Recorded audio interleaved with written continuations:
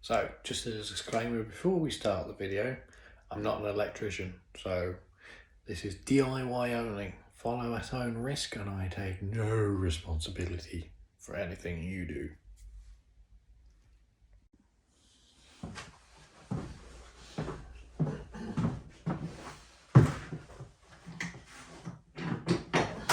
The chair doesn't rise up any.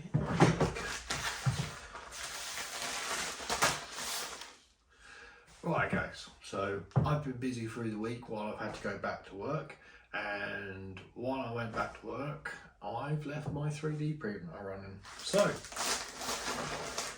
I have printed out little cable guides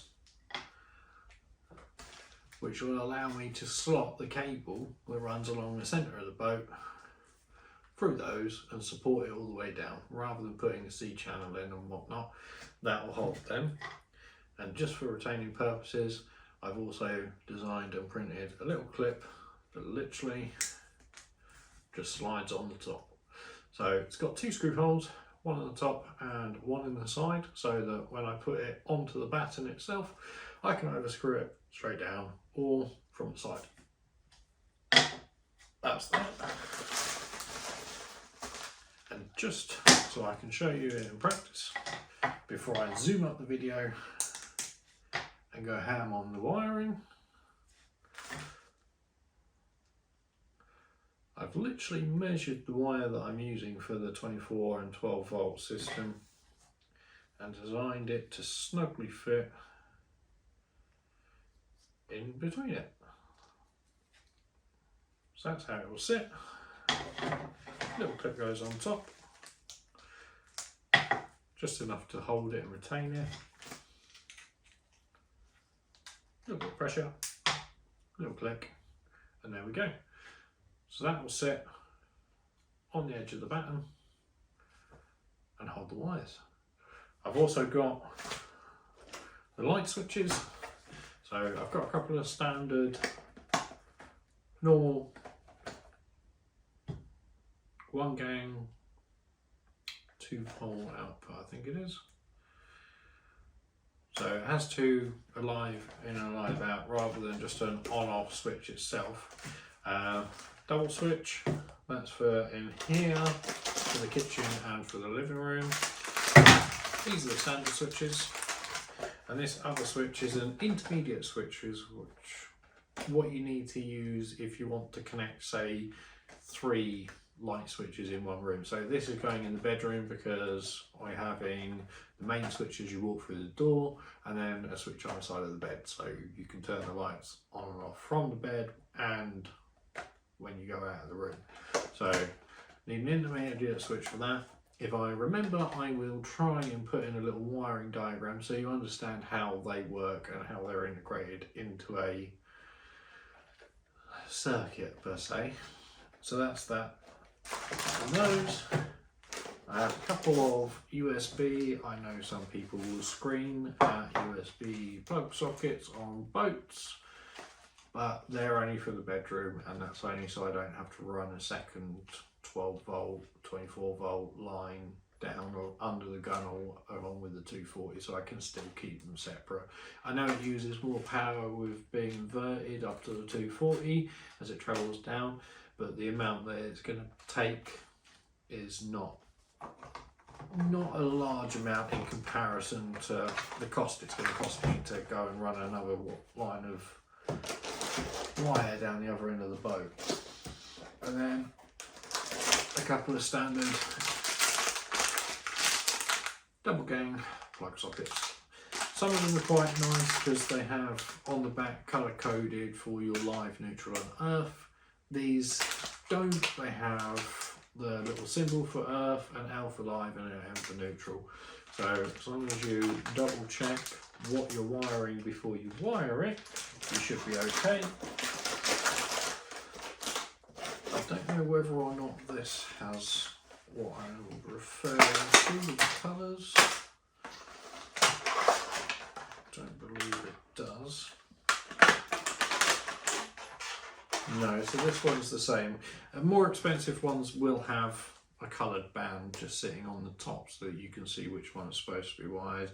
I don't know whether or not the zoom will focus in enough for you to see these, but next to that one you've got an L for your live, that one's got an N for neutral, and that one is a little squiggle line for your earth. So I'm going to get on with fitting this. I'm going to speed up the video so you can see that, because at the moment I'm losing daylight and I need the light to put the lights on, and I can't do that if I've got no light. So I will crack on and you enjoy.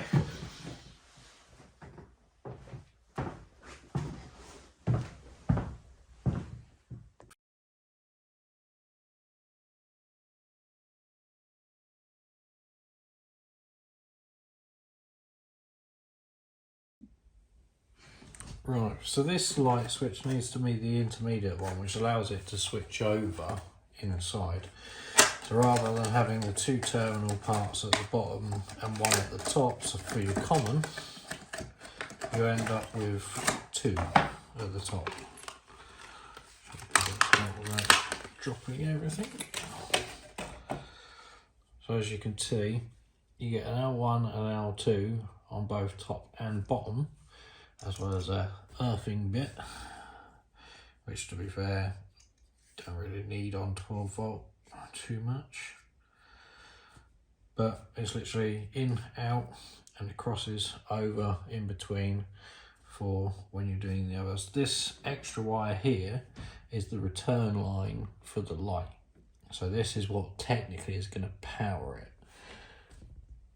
And that comes from the furthest away switch all the way back to the first switch in this case, because that's where the light then goes up to that.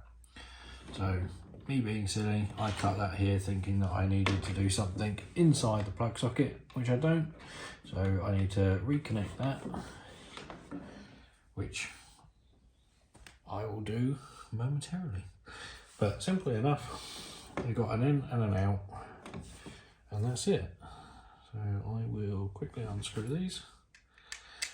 Need a small flathead screwdriver for most of these.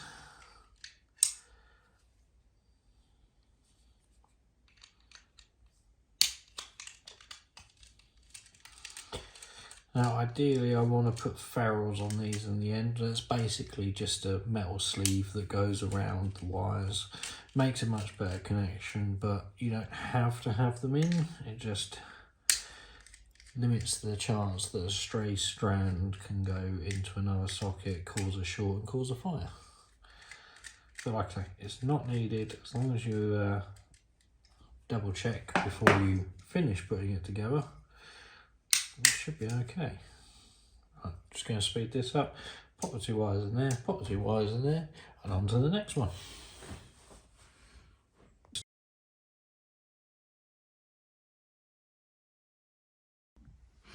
Now, just before I close this up, just want to state that it's good practice to make sure that none of the strands are visible. So you make sure that the sleeving goes past the line of the top there, so that there's no strands that are freely exposed and can be touched by anything else. So the last thing you want is a spare wire come flying out of one of them. Lo and behold, you get a rattle or something that loosens one of the screws, and then you've got a wire causing you shorts and you don't know where it is. But like I say, as long as you keep it so that the sheathed part is all the way down to the terminal, make sure you don't clamp down on the sheath, otherwise you won't get any connection and your lights won't work at all. But you'll realise that pretty quickly when you go to turn them on. Other than that, that's that light switch done, and we'll just crack on with the next one.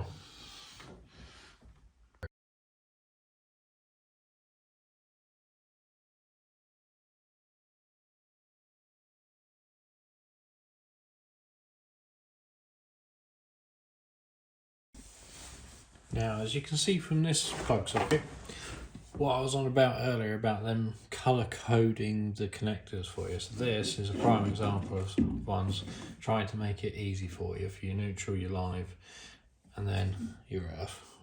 They'll still have the marks on them for live, neutral, etc.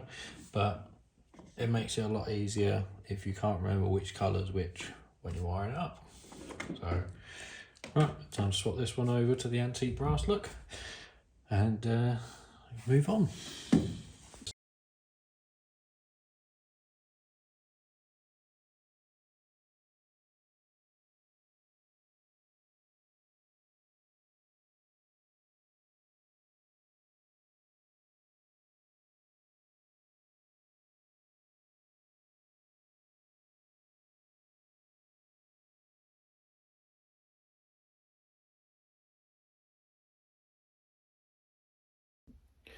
Right, now to the bit that I can't show you because I need to turn the light off, and Nubbins here forgot to bring his power bank.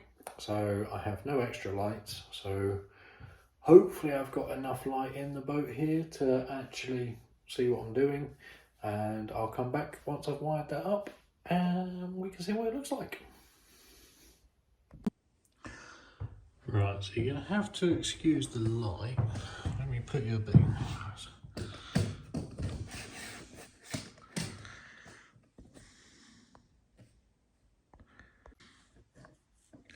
Right, so this light switch looks very busy. Kind of is, kind of isn't. So, simple terms, power in, power out. So, the power in comes from the main feed. That's this wire that comes in here. I'll try and separate it a little bit. So, that's the main power into all of the switches. So, then you have two, a live one, a live two, that go to every single one of the other switches. So it basically gives you a long power a little bit. So the intermediate one, when you switch that on, it flicks over and causes the power to run down one side. So at the moment, this is on, so I can turn this off and you can't see anything. So that will flick from one side to the other. So the bit that's making all of this work is mainly the intermediate switch over there. So what happens is this return wire here, that sole one black wire that I put over there, which you saw there, actually goes all the way to the other switch over here. So that black switch is in the common port over there and runs all the way back. So when you put any of these light switches on, so I can turn any of them on now, independently they'll turn the lights on and off.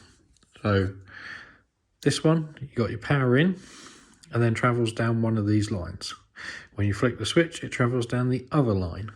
So at the moment over there, that switch is currently coming through one line and out to the other side. The problem is, if I wanted to turn it off like that, it goes dark. So what happens is it switches to the other line, but there's no full circuit because of that switch there. So if I was to switch that switch on, the same thing happens. It switches the lines over and it either completes the circuit or disconnects the circuit. As simple as that. It looks confusing, admittedly, but it's not that bad. I'll try and put an image up, like I said earlier, of all of this so that you can understand in layman's terms how it works.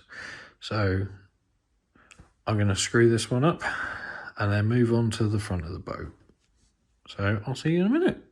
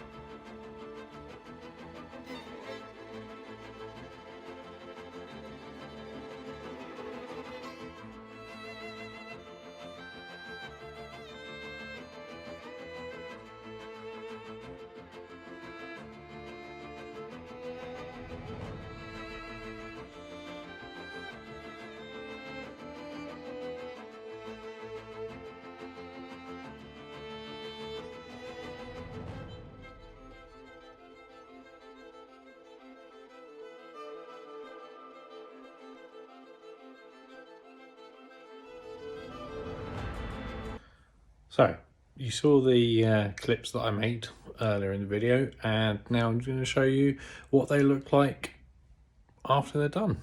So let me flip this around and then you have a look. So here we go. Comes in and then it just funnels them down all the way to the other side of the head.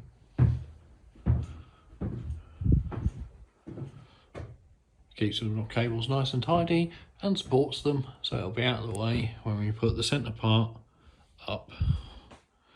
And if I need to run anything down this side, I can do the same. Produce a clip and that's it. Job done.